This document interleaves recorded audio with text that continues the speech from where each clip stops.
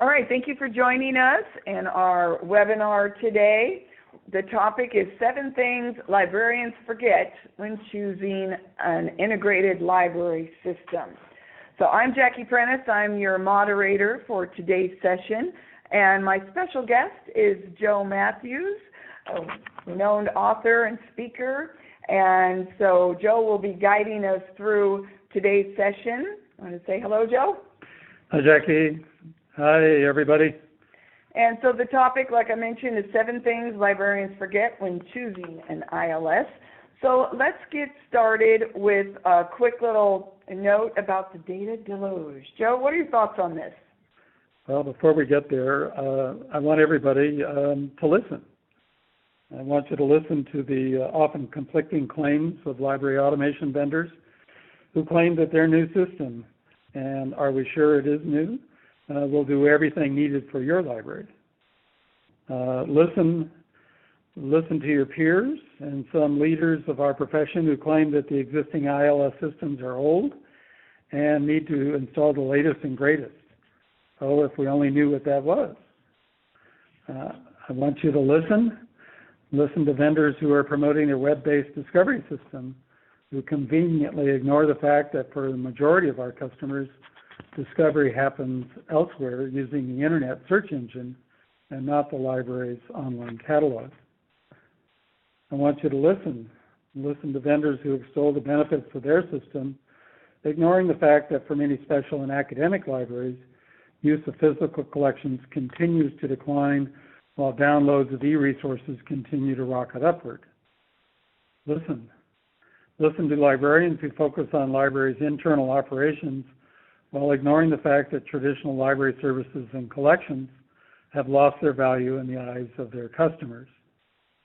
Listen to the few voices of hope, of reinvention, of revitalization, who are engaging their customers in a discussion to discover in what ways the library can be of more value to their active lives.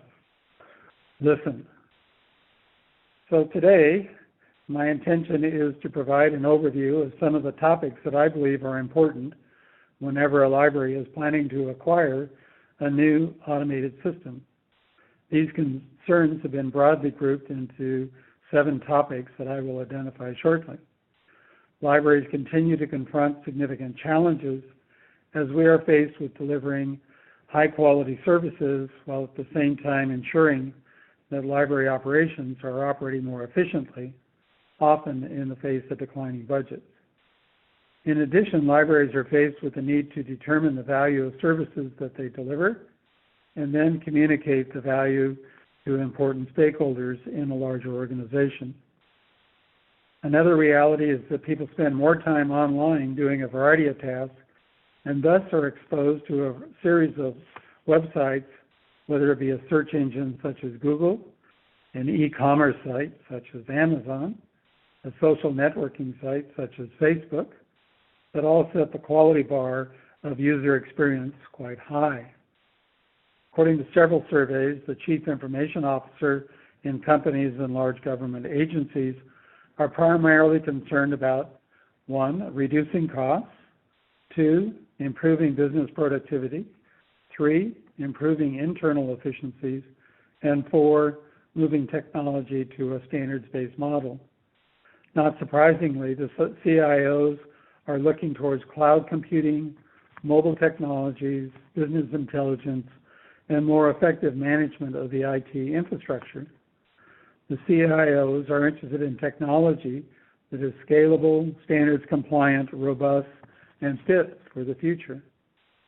As The Economist magazine, shown here, noted several years ago, every organization, and indeed every individual, is dealing with a data deluge. Helping organizations deal with this deluge is in one area that librarians can have a significant impact. Many libraries today face the reality that they need to replace an existing ILS system with a new generation of system that Marshall Breeding has called the Library Services Platform in the coming months or years. So today I will be spending some time discussing some of the topics that some librarians seem to forget when considering and selecting a new ILS system. As you can see here,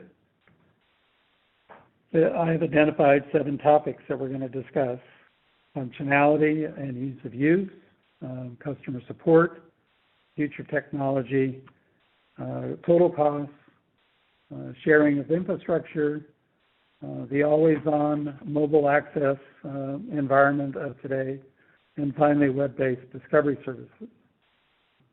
So looking at the agenda for today, I wonder if you have any immediate questions that you would like to have answered by the end of the webinar. If so, please enter them into the dialog box or send Jackie Prentice an email, and I'm sure we'll be able to respond to them. Let's get started on that first topic, Joe, functionality and ease of use. Talk to us about what your thoughts are here. Okay, thank you. Regardless of the size of the library, there are a number of systems, both proprietary and open source, that have enough history that they have most, if not all, of the functionality that any library might need. However, most libraries today have a collection of separate systems that really don't work well together and are inefficient. While the current ILS systems do a good job of dealing with tangible assets, they are much less effective at managing digital resources, so the many libraries are using separate electronic resource management systems for digital subscription resources, a digital asset management system for the library's digital content, link resolvers, discovery layers, interlibrary loan, and so forth. Thus, in many ways, it is counterproductive for a library to issue an extensive request for proposal, or RFP, that includes a wide-ranging list of the functionality desired by the library, since most vendors can truthfully say yes to most of these requirements. Rather, I would recommend that a library develop a checklist of the functionality that is particularly important for your library, and then ask the vendors you are interested in to respond with an online demo. You can involve several people and create a rubric to score the capabilities. A rubric might have 3 to 5 categories. Does it do it poorly, acceptable? Does it do it better than average? Or does it do it really well? But this raises 2 important concerns. The real needs of the library and how easy is it to accomplish a specific task. Any library must be able to clearly articulate what are the components of any new system, regardless of what it is called, that their library must have in order to operate efficiently. Does the library still have a scalable collection of print collections and print journals that must track on a daily basis? Or has the library moved most of the journal subscriptions to the electronic format? If it is the latter, does the library services platform have an electronic journal management module to handle all of the tricky issues associated with considering, ordering, providing access to, and solving subscription problems when they arise, as they surely do on a fairly frequent basis? Is the library reducing the number of print books it buys, and is it starting to move to providing its users with ebooks? As the needs of your libraries will be somewhat unique, it is important to consider the system that you have operating today and to develop a list of the features that you like and what you don't like, but wish were significantly improved. It is this list of features and functionality that is going to help the library assist its larger organization, be it a university, a government library, a law firm library, or whatever, to achieve its strategic goals that is most important. This is the starting point for considering the needed functionality for any new system. Given the significant investment in ILS development, it is not surprising that most systems are quite robust and that each module in any given system will have a great deal of functionality. While that is well and good, the reality is that any library is not going to use as much as 50% or more of the available functionality of an ILS system. Some estimate, for example, that as much as 90% or more of the functionality found within Microsoft Word, PowerPoint, or Access is never used by any of us.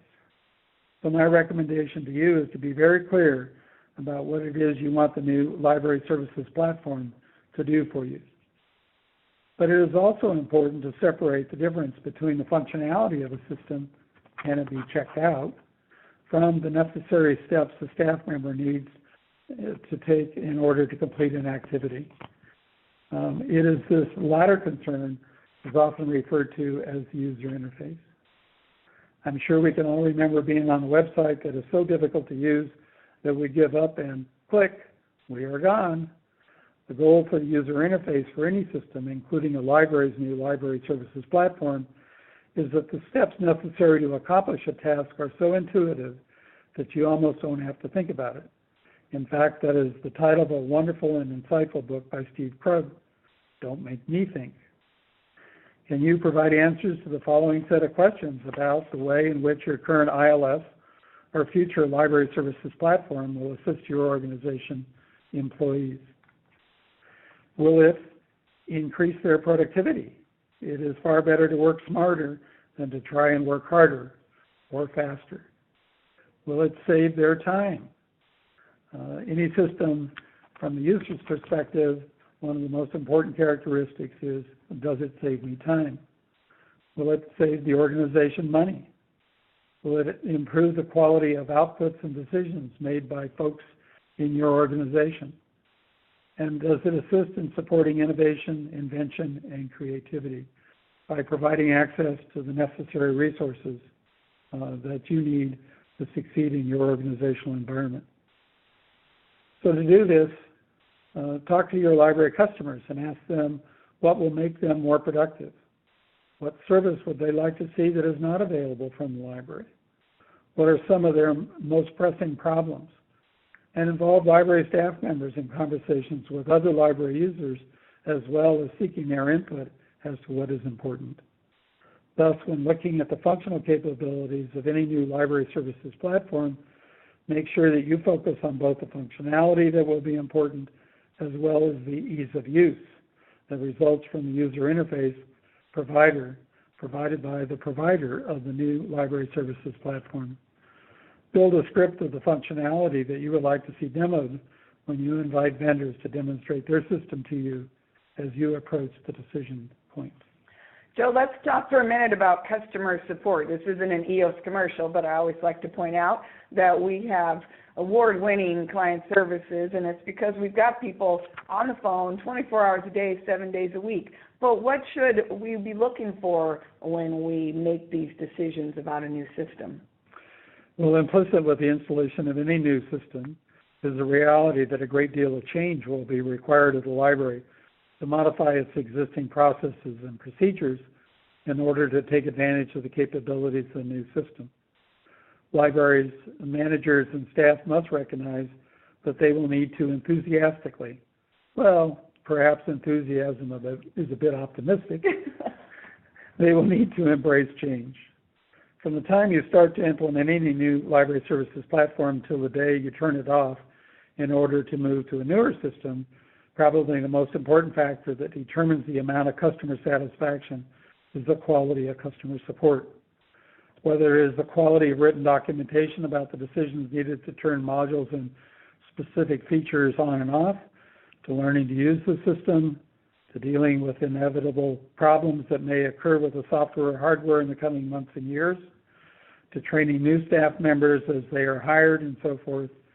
It is the quality of support that you receive that determines if you're going to be a happy camper. Dealing with people who are knowledgeable and are happy to assist you makes the frustration of a system or a module not working the way it should much more acceptable. Fortunately, system downtime is a real rarity these days, so we typically are dealing with a vendor, we are typically not dealing with a vendor in crisis mode. One important source of information about the ILS and the library services platform would be specific systems and vendors may be found on Marshall Breeding's great website, librarytechnology.org. Marshall provides a wealth of information, and it is really easy to navigate your way around the site. His annual survey about customer satisfaction for all ILS systems is a wonderful resource for any library about to choose an ILS system or a library services platform. You can review the survey response data by size and type of library. It's a real bonus. Another great resource is Marshall's annual article about the ILS marketplace in the April 1st issue of Library Journal. So you can go to the survey, find the survey at Marshall's website at librarytechnology.org, and after the webinar, I would encourage you to do so. In fact, I would encourage you to visit Marshall's website on an annual basis whenever the survey is open, which is at the start of each new year. This is a great way to give back to the profession by sharing your experiences, and you can reuse the results of the annual survey when you are in the process of selecting a new system. It becomes a win-win for everybody. In addition to being able to chat via telephone or Skype, you should ensure that you can report problems via email or instant message. Asking each vendor for a total customer list will enable you to select a sample of libraries to check with to determine their ratings of quality support, rather than allowing any vendor to provide you with a list of their really happy campers. There is no use purchasing an inexpensive system, no matter how great the functionality, if you cannot get your problems resolved in a timely manner. Another resource is that of Stephen Abram. Stephen has spoken on prior EOS webinars on the need to spend 80% of your time planning for the preparation and implementation of any new system. If you do this, then the conversion from your old system to a new one will go much more smoothly. Part of this planning process should keep you focused on ensuring that you are able to keep most, if not all, of your existing data and migrate it over to the new system. In many ways, the library's bibliographic, item, customer, and other digital content developed and maintained by the library is one of the most important assets that must be protected and guarded during the migration process. And make sure you run all of the reports that you need from the old system before you turn it on. That's great advice, Joe. In fact, I make sure I tell everybody that as well, because you don't want to bring over a lot of garbage, but you do want to have that historical reference. So now let's talk about the future vision. I like to think that EOS is future ready, but let's talk about this particular topic. Okay. One obvious question to ask any vendor is the age of the ILS system that they would recommend to be installed in your library. If a system is really young, less than 2 to 3 years old, then there may be a great deal of functionality that may be missing. The caveat in this case is let buyer beware, especially if you don't like to be on the bleeding edge of the cutting edge. If a system is fairly old, say 10 years or more, then the vendor may be looking to discontinue supporting the system in the near future and may be pressing existing customers to migrate to their new system. This would be a great time to check Marshall Breeding's website to see how many systems a particular vendor has sold and installed in the last year or two. If the number is fairly small, then this is a sign that the system may be on its way out. Any vendor is going to have a development plan to enhance their ILS system. In most cases, the system's development plan is driven by two considerations. One, what are the majority of the existing customers asking for? And two, what are potential customers asking for? But far more important than software development plan for the next year or so is a much more important question. What does the vendor see as the future for their ILS system in the coming 3 to 5 years? Clearly, there are a great deal of forces in the information technology environment that are forcing a great deal of change in and among libraries. Given this tsunami of change, what does the future look like in the mind of the vendor? How will these tidal waves of change impact the system, its underlying infrastructure, the choice of an operating system, the choice of one or more programming languages, the user interface, and so forth? Clearly, one important topic of discussion to have with any vendor is to determine what their commitment is to the use of application programming interfaces, or APIs. A set of APIs allows the library to connect one automated system from one vendor to another automated system component from another vendor. This allows the library to mix and match as best fits their needs. It also helps the library from becoming locked in to any one vendor. The more any one vendor provides contents, assets, your library's data, and automated tools for any given library, then the less control that library is going to have. The risk arises from the lack of competition in the marketplace and allows the vendor to extract more and more money from each customer. In marketing terms, this is called share of the wallet. And speaking of the wallet, yeah, let's go into this pain point right here, the total cost of ownership. And, you know, as a salesperson, Joe, this hits right very close to home. And I think we've all heard the story of the free puppy, right, where we think we're getting something for free, and then it's a rather expensive situation that we've gotten ourselves into. So let's talk a bit about the total cost of ownership model. Well, as you can see here in the slide, there's a great deal of many components that lead to what's called the total cost of ownership. So when selecting a system, many librarians will often base their decision solely on the purchase price of a new library services platform. Clearly, the new system is going to be an expensive proposition, and the library needs to ensure that it is saving the necessary funds to purchase the system. Many libraries ask multiple vendors for a cost quote at the start of the purchasing cycle to ensure that they have sufficient funds so that several systems can vie for the library's business. However, focusing on the purchase price of a new system is way too short-sighted. In reality, it's much more appropriate to determine the lease total cost for each system being considered over a 7-year period. This lease total cost recognizes that vendors oftentimes price their systems in different ways. The cost for each item or activity is used by one vendor, while another vendor may take a bundled approach. Thus, if you ask the vendors for all costs in the first year, plus the annual cost for supporting in the second and succeeding years, it is possible to determine the lease total cost, as you can see here in this slide. So we have multiple columns, first year costs, second year, years 3 through 7, and then total costs. And then we have different categories. And so you can read down here and see the different categories. Some are only going to occur in the first year, like data migration and system implementation costs, while others, such as customer support, and if you have the software hosted, then you're going to have recurring costs in the second through the 7th year.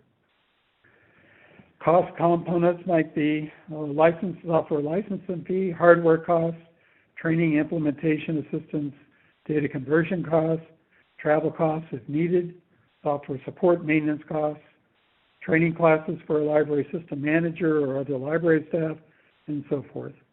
In short, try to anticipate all the likely costs and include them in your calculations.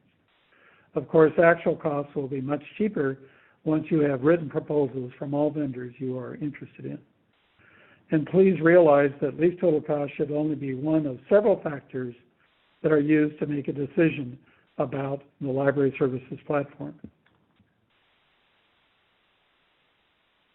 So as far as the infrastructure, let's talk about that for a minute, like how this all kind of fits together. I like that we're quoting from OCLC. That's interesting. So talk to me about this one.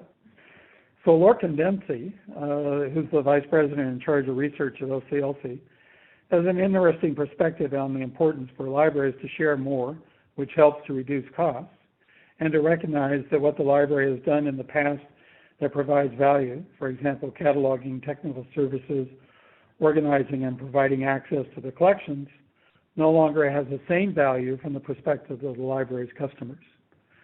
So you can check out the OCLC Research Department's webpage for the writings and presentations of Lorcan and his team of researchers. Libraries have a long tradition of sharing and cooperating with one another. Look at the large number of local, state, regional, national, and even international library cooperatives. OCLC is supposed to be an international cooperative. Well, maybe, but that's another story for another time. Don't get me started on that topic, Joe. The benefits for the participating libraries in any cooperative are that they gain leverage and value beyond what they can do by themselves. However, all libraries have been working together for decades to provide access to materials beyond their local collections using interlibrary loan, for example, to better serve their customers. Today, libraries are cooperating with shared interlibrary loan services, cooperative cataloging systems, shared print repositories or storage facilities, shared print journal collections, and shared ILS infrastructure. In my view, libraries have an opportunity to develop large, scalable shared systems around collaborative knowledge bases. They will support new and existing metadata structures, as well as using and sharing information through the use of APIs. Sharing automation infrastructure provides the prospect for lowering technology costs for each participating library. Given that the limitations of scale have largely disappeared while the internet connectivity speeds continue to increase, libraries are now collaborating more while resolving the more difficult issues of policy and politics associated with a shared activity. In a shared system, after all, there may be need for agreement on cataloging conventions, sharing physical and electronic resources, governance, cost allocation formulas, and so forth. While the Illinois Heartland Library System is busy implementing a true large shared system among 427 libraries, and the Orbis Cascade Alliance in the Northwest is implementing a shared system among 37 very large academic libraries, many other cooperatives of more modest size continue to grow and provide real value for their members. This likely means that there will be fewer ILS implementations as more and more libraries share a single system.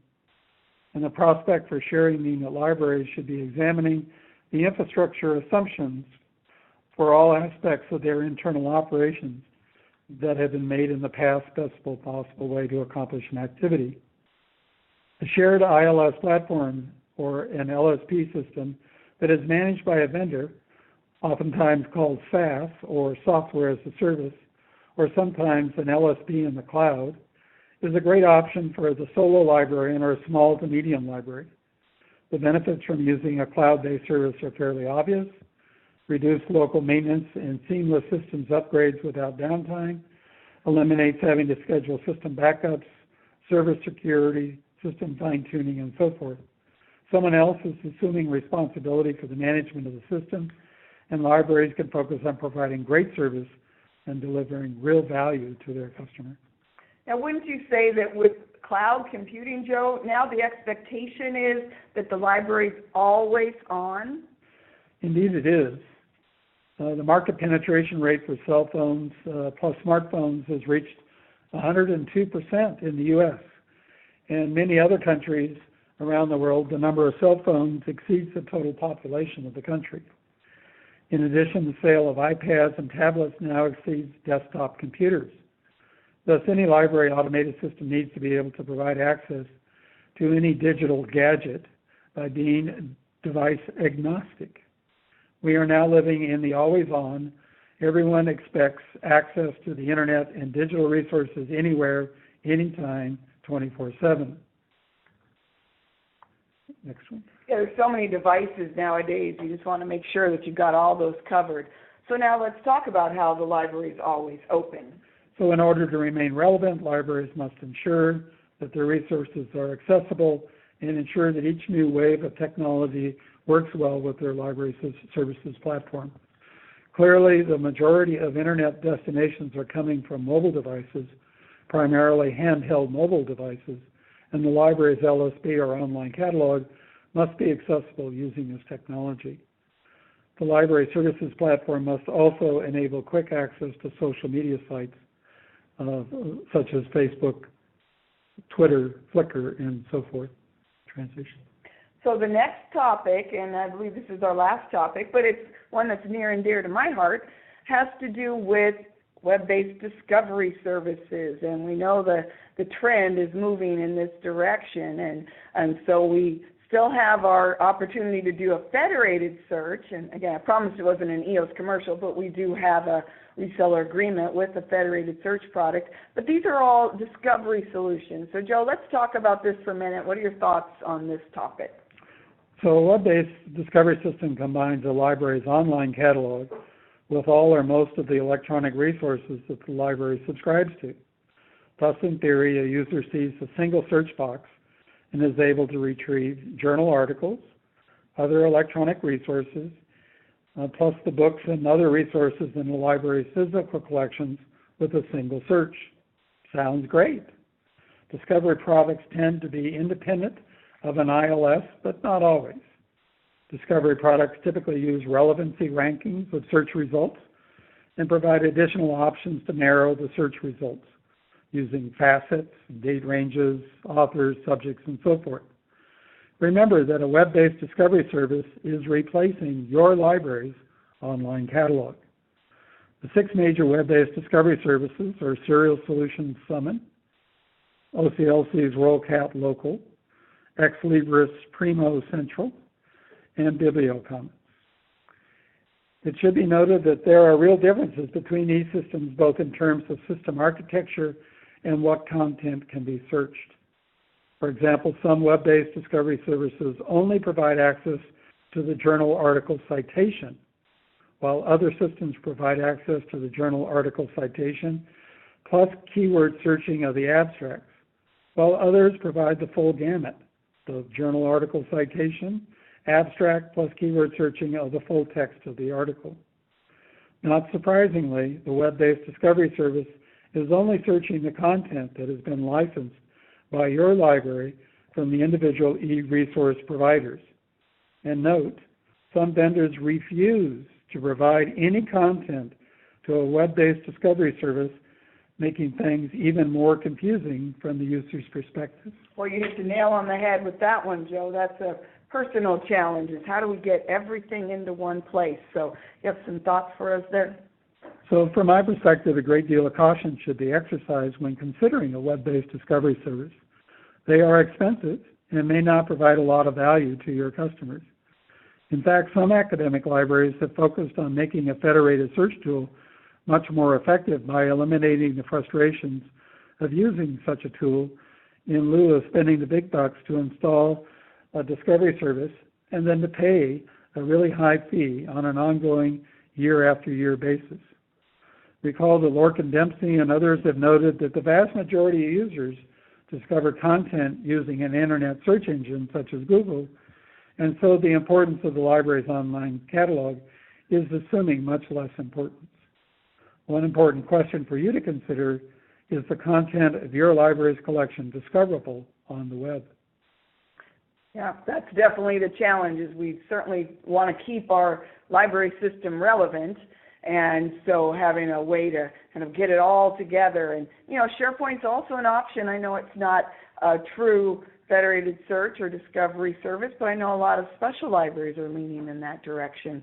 So let's go ahead and wrap it up. Let's move on to a little note about the Marshall Breeding Annual Survey. Joe's mentioned it a couple of times, so we keep leading you here just so that you know this is not just about EOS. We know there's a lot of solutions out there trying to give you a lot of food for thought, but I'd like to ask Joe to give us some closing thoughts here. Well, I think, in conclusion, the reality is that choosing an automated system is really quite important because you make it once about every 7 to 10 years. It has a lot of implications for the quality of service that a library can provide to its customers, and so it's really important that you systematically and carefully consider all of the topics that were discussed today. And I know that if you take all of this into consideration, that you'll make a great decision for your library. Great, thanks, Joe. Now we'd like to go into the Q&A session. I don't see any questions at this point, but I'll give everybody a chance to give us, to throw us some questions to see if there was anything out there that we might want to discuss. And of course, we are recording this, so we will have it available on our website for downloading. It just takes us a little bit to get that up. And so we'll give everybody a chance to put in a question in the Q&A box.